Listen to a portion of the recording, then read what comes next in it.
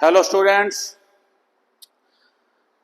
आज हम बात करेंगे भारत के महान वैज्ञानिक या महान गणितज्ञ या महान पुरुष जो हुए हैं उस श्रृंखला में आर्यभट्ट की बात करेंगे आज हम। तो आर्यभट्ट कौन थे? Great Indian mathematician and astronomer, Bharat के एक महान गणितज्ञ रहे ये, साथ ही एस्ट्रोनॉमर भी थे, खगोल विद्या का भी इनको बहुत ज्ञान था। हेड ऑफ नालंदा, भारत में प्राचीन समय में दो मेन यूनिवर्सिटीज थी, एक नालंदा में एक तक्षशिला में। तक्षशिला जो वर्तमान में पाकिस्तान में चला गया, नालंदा जो बिहार का क्षेत्र है।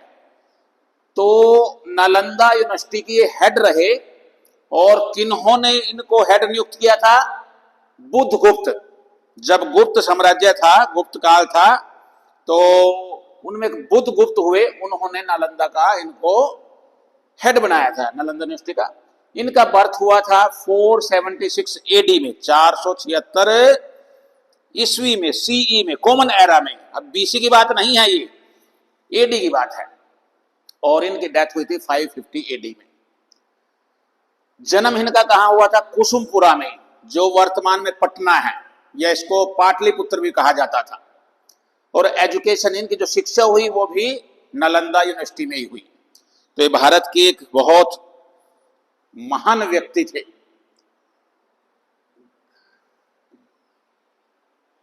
अभी आप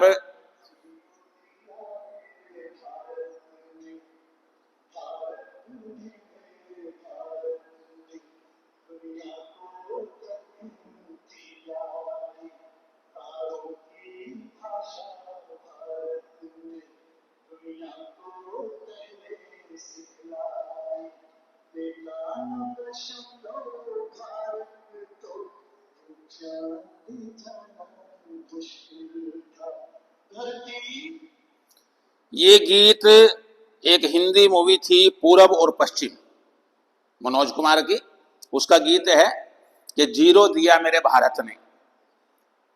अब इसका क्या मतलब हुआ?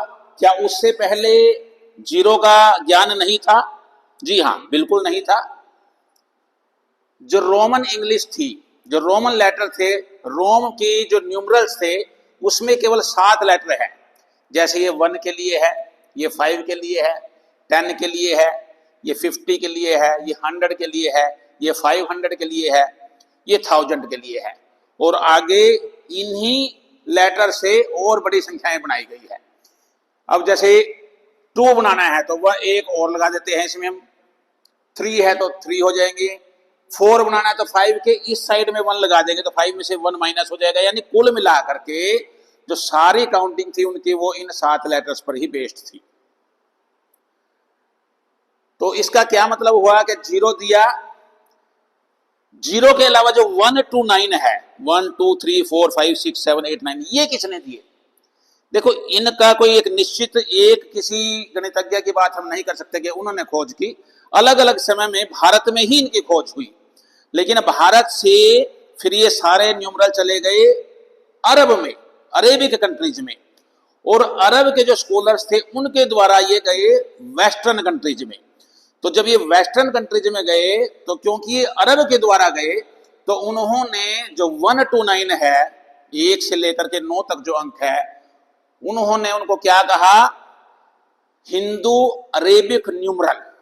यानी उसमें हिंदू भी आया और अरेबी, अरब का भी नाम आया, तो हिंदू अरेबिक न्यूमरल कहा जाता है 1 to 9 को।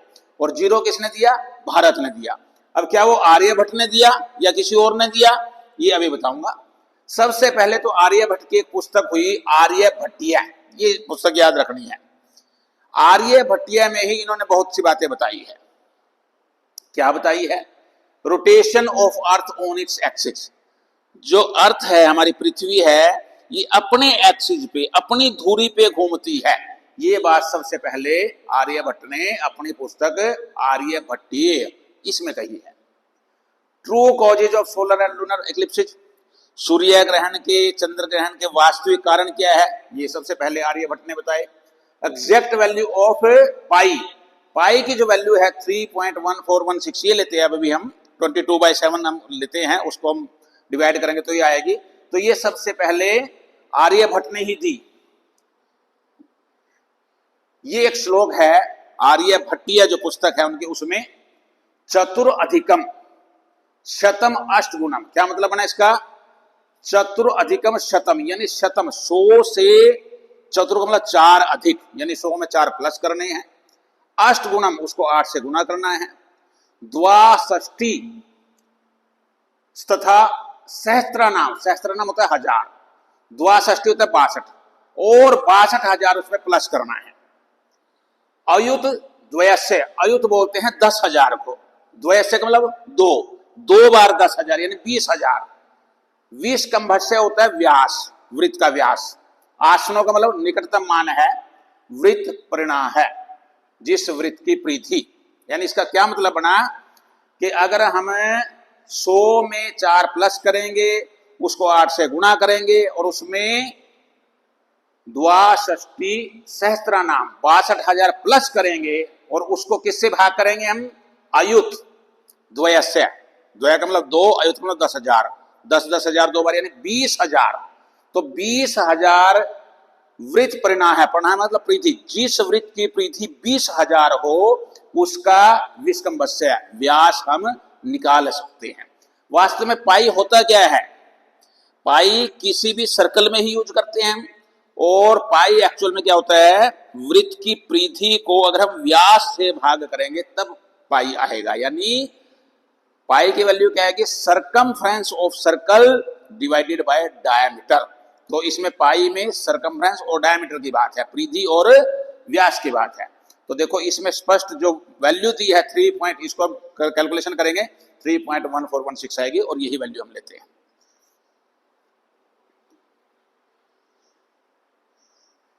Establish zero as a symbol. अब ये क्वेश्चन आता है कई बार कि जीरो की खोज किसने की? ज्यादातर हम मान लेते हैं कि आर्यभट्ट ने की। आर्यभट्ट ने खोज नहीं की, और ये भी कह सकते हैं कि खोज की। यानी जीरो का जो विचार था वो आर्यभट्ट के दिमाग में आ गया था।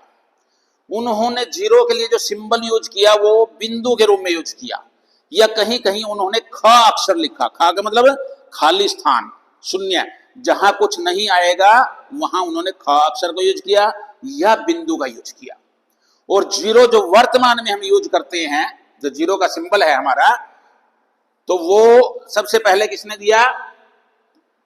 वो दिया ब्रह्मगुप्त ने। Brahmagupta defined zero as a number. Zero as a number जैसे हम यूज करते हैं आजकल, वो ब्रह्मगुप्त ने दिया 7वीं सेंचुरी में, 7वीं सदी में। और 5वीं सदी में आर्यभट्ट ने जीरो को विचार हो गया था उसके मन में, और उसके लिए उन्होंने बिंदु का प्रयोग किया या कहीं कहीं ख शब्द का प्रयोग किया। डेसिमल सिस्टम जो दशमलव प्रणाली है वो भी आर्यभट्ट ने दी। Value of sine in trigonometry. Trigonometry में, ट्रिग्नोमेट्री आजकल के बच्चे जानते हैं, उसमें साइन आजकल भी एक टेबल का यूज करते हैं हम। उसमें 5 वैल्यूज देखते हैं साइन की, 0 पे, 30 पे, 45 पे, 60 पे, 90 पे। लेकिन आर्यभट्ट ने जो साइन की टेबल दी थी उसमें जीरो की टोटल जो 5 की बजाय 24 वैल्यूज, साइन 0 पे, साइन 3.75, 7.5 यानी 24 अलग अलग एंगल्स पे उसकी वैल्यू दी थी। और वो वैल्यूज इनमें से 4 या 5 वैल्यू में माइनर सा फर्क है जो हम प्रेजेंट में यूज करते हैं, बाकी एग्जैक्ट वही वैल्यूज है।